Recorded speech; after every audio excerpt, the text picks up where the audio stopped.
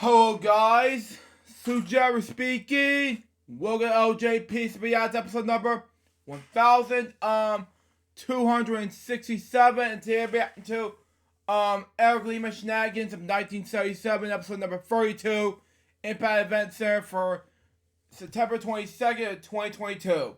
But as this begin in 5, 4, 3, 2, 1, go. Live from the Big Beefy Man Cave in New Bedford, Massachusetts. This is the YouTube channel vlog show in which video games, flash game show gameplays, along with sports and wrestling news are the norm. This is the YouTube channel vlog show of positivity, good times, and fun. This is Eric Lima Shenanigans of 1977. And now, here's the host of the show, the perpetrator of these shenanigans, Big Beefy E himself, Mr. Eric M. Lima. Thank you very much, Mr. Announcer. Well, hello there. It's me once again, coming at you. Is that something bumping your head or something? T1. Live from my Big Beefy Man Cave here in New Bedford, Massachusetts. It's Eric Lima Shenanigans of 1977, episode number 32 of the show. September 23rd, 2022, 3:46 p.m. I am your host, Big Beefy E himself, Eric Lima here, coming at you live here. What's going on, everybody? Hope everyone is having a wonderful, wonderful Friday. Happy Friday, all, and happy first day of fall. It is, the first day of fall. It's gotten a little cooler, and the first time in the 50s in a long time. And, time to put away those T-shirts and shorts you've been wearing all summer long. Gone are the days of bikinis and, pools, swimming in pools, sun tanning and whatnot, and time to eat more warm stuff and, eat and drink some more warm stuff. Not only that, ladies and gentlemen, you get to wear hoodies, sweaters, sweatshirts, and jeans, and sometimes boots. It all depends on, lumberjack boots. So you wear to wear in the winter. What's going on, everybody? It is episode 32 of the show. Next episode, I will try to give you the Bullseye Bonus Island. Right now, there's some Impact Wrestling news. Some Impact Wrestling event centers. Tomorrow night, not only SmackDown's going on, an AEW Rampage Grand Slam special, there will be Victory Road. I will watch that on, I believe, Saturday, and then I will get you guys the report on that. So as well. So here we go. We'll start out with the digital media title on the line. Bhupinder Gujar is trying to get Brian Myers to fight him for the title, of course. So the way to convince him, take the title from him. Okay. So if it's held up in a ladder match, and even though Gujar is not the champion, Brian Myers is at the time. So Brian Myers defends the title against Bhupinder Gujar, But it seems it was a heck of a matchup. But Myers, Tom Hennepin said it best watching the match that Myers does have the advantage over Gujar as far as experience, and did he ever? In fact, since no disqualification, he incorporated some duct tape, red duct tape, into the matchup, taped Gujar to the ladder, and ended up scurrying up the ladder to retain the title. Heath was talking to Rich Swann and Josh Alexander. He's been watching the footing. He says he blames himself. He said, "You guys would have been tag champs right now, and this is my fault. So I'm going to go out there and challenge and remember Ron No More to a street fight. I appreciate you guys watching my back, but I got to do this by myself." That's what he said. Okay. And then during a Wrestling Revolver event, I think this past Saturday, Steve Macklin ended up jumping Sami Callihan at the event.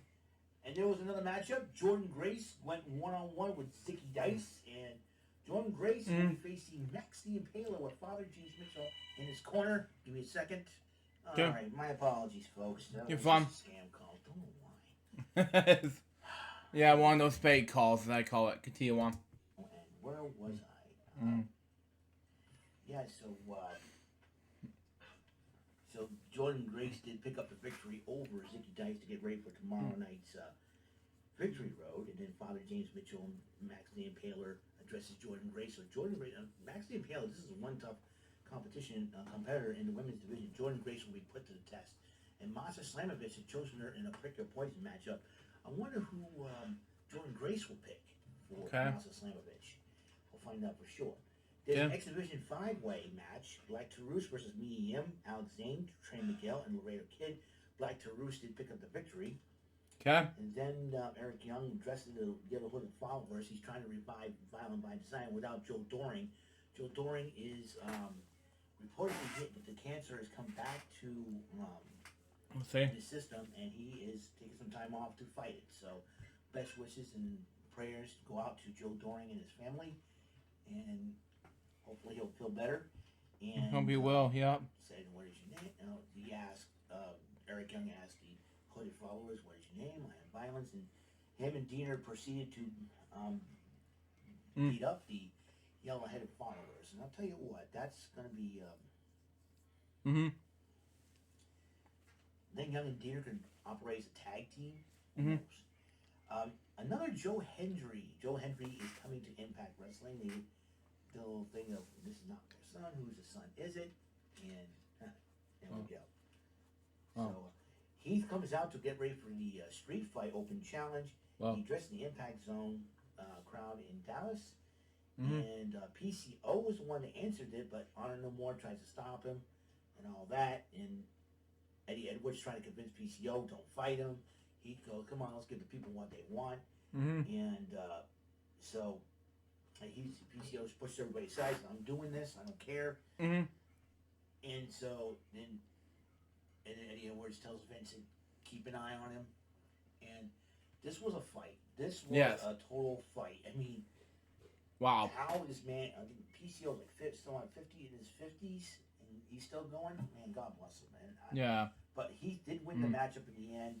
But despite that, Honor No More tries to get involved, and then Rich Swann Alexander and Josh Alexander back up Heath with by attacking the rest of the crew with chairs. Mm-hmm. And then Vincent tried to attack Heath, but Heath takes out Vincent with a wake-up call. And this is a number one contenders match for the tag team titles. The NJPW Strong Tag Team Champions Aussie Open.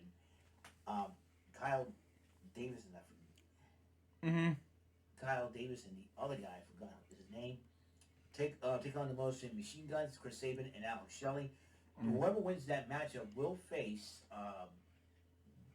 Matt Taven and Mike Bennett and Matt Taven for those Impact Tag Team Championships bound for glory. Motion Machine Guns wins the matchup. It's going to be a very interesting matchup indeed. Yeah. Sia Miller interviewed Tasha Steelz, and Tasha Steelz says, "Hey, I'm going after Killer Kelly, and we're going to do it right now. Me and Savannah's got a steel chair." Wow. They go try to find her. Killer Kelly takes out Savannah Evans, grabs the chair that Savannah had, sat down, and looked at Tasha Steelz. I heard you look at me. Let's play. And Tasha Steelz said, "We'll play tomorrow night." Wow. A little confrontation. Giselle Shaw, the quintessential diva, addressed Mickie James, and she plans to retire Mickie James. Wow. Victory Wow. And then the whole harmless contract signing. Moose and Macklin were there, but Sam Callahan arrived a little late. Scott D'Amore oversees the contract signing. Both Macklin and Moose both talk trash, signed the contracts. Wow. Sam Callahan came out late, starts talking. Macklin tells him to sign the contract. He's like, "I got my own pen." He got a pen wrapped up in barbed wire. Macklin attacks him, and then Macklin moves double team Callahan. Callahan then attacked Moose after Moose attacked Macklin, and then afterwards, after being busted open, Callahan takes the contract, grabs his hand, got the blood out, and with his own blood signs the contract. A lot of tunes out there in Impact Wrestling, so I thought that was very interesting to say the least. So, so there it is, right there. Excuse me for this moment as I put this back. Okay. I'll probably bring this out later. Okay. Okay. Yeah, you can see my bald head, everybody. So, there you go. The beautiful thing of having the notebooks full of notes, because you never know when you're going to need them, and that's the coolest thing ever. I think this room has really helped me to be more organized too, and that's another thing too. On this chair, just put everything back like this. Okay. Makes sense. Yeah, makes sense. Man, remember the opening scene of Family Ties where Michael J. Fox slides over and goes, something like that. You know, speaking of Michael J. Fox, to me, he's having a documentary coming out on Netflix. Continue on. Remember that? That was fun. So, the sun just went in. Cool thing about it. So, that is all the time we have on the show. Episode 32 of Eric Lima Shenanigans of 1977. Now we're going to get ready for the next episode. We'll play some Bullseye Bonus Island. That's what we're going to do. And I'm going to get everything ready here for that. And so I'll see you in the next episode. And Mr. Announcer, please take us home. That is all for today's episode. This is Mr. Lima speaking for Eric Lima Shenanigans of 1977. A Big Beefy E tour for Bob Saget production, and in association with a Sweet Bumbling Bofo Raber Telepictures and Distribution. See you next episode, and have a very blessed day. Thank you, Eric. So that was Eric Lima Shenanigans of 1977, episode number 32, Impact Center for September 22nd, 2022. What do I think about this episode? It was amazing. So far, this episode was a success. That was LJPCBM episode number 1267. Hope you enjoy it. Excuse me.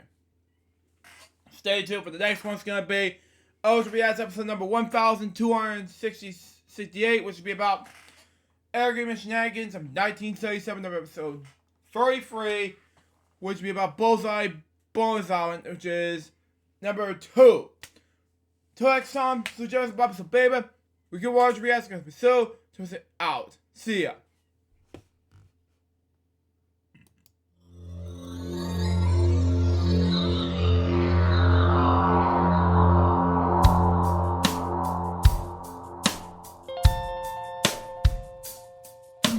Given unto me this life I'll never take for granted, and given all the time I failed to really understand it, I never sought to meet the maker of reality, the one who gave the life that which is always happening, but I tried all the time.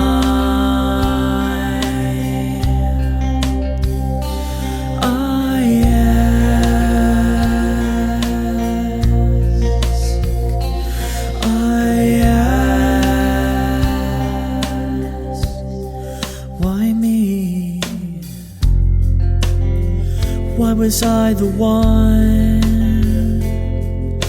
to see things as I do under the moonlight and the sun?